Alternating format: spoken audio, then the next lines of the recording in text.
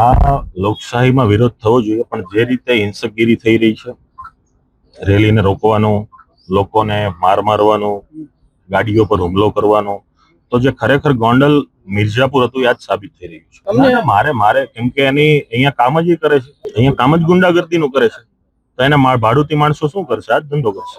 માનવ દૂધની સાબિતી આપી, અને જ્યારે પણ દૂધ ઉપર સવાલ ઉઠશે, સ્વાભિમાનની ઉપર આંગળી ઉઠશે, ત્યારે ચોક્કસ. પાટીદારની વાત નથી ભાઈ, ગોંડલની 18 પ્રજાના આલમની વાત છે, માત્ર કોઈ એક સમાજની વાત નથી.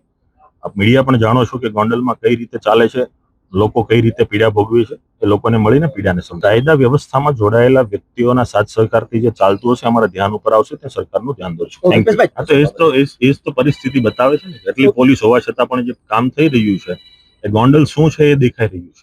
જેણે હુમલો કર્યો છે પોલીસ એની અટકાયત કરશે કે તો હવે પોલીસને ખબર, પોલીસ કરશે કે નહીં કરે.